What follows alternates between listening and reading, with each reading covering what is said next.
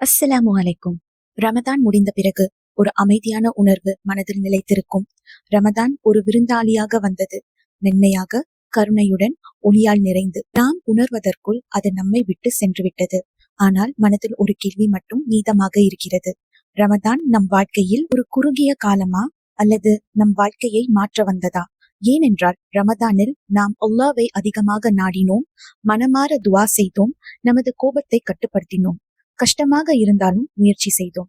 அந்த நாம் உண்மையானது. அப்படி இருக்க இப்போது அதை ஏன் விட்டுவிட வேண்டும்?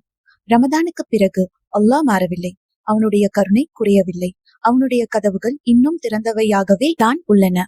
நாம் 30 நாட்கள் போல முழுமையாக இருக்க முடியாமல் போகலாம். ஆனால் முயற்சி செய்வதை நிறுத்த வேண்டாம். சிறிய ஒரு முயற்சியும் முக்கியம். ஒரு மனமார்ந்த துவா, சில குர்ஆனில் வசனங்கள், கஷ்டமான நேரத்தில் பொறுமை. ஏனென்றால் ரமதானின் நோக்கம் பரிபூரணம் அல்ல, மாற்றம். அல்லாவிடம் இதை கேளுங்கள். யா அல்லாஹ், ரமதானில் மட்டும் உன்னை நாடிய ஒருவராக என்னை விடாதே. ரமதானுக்கு பிறகும் உன்னோடு தொடரும் ஒருவராக என்னை ஆக்கு. ஆமீன். ஏனென்றால் இப்போது நாம் செய்யக்கூடிய அழகான விஷயம் தொடர்ந்து செய்வதுதான்.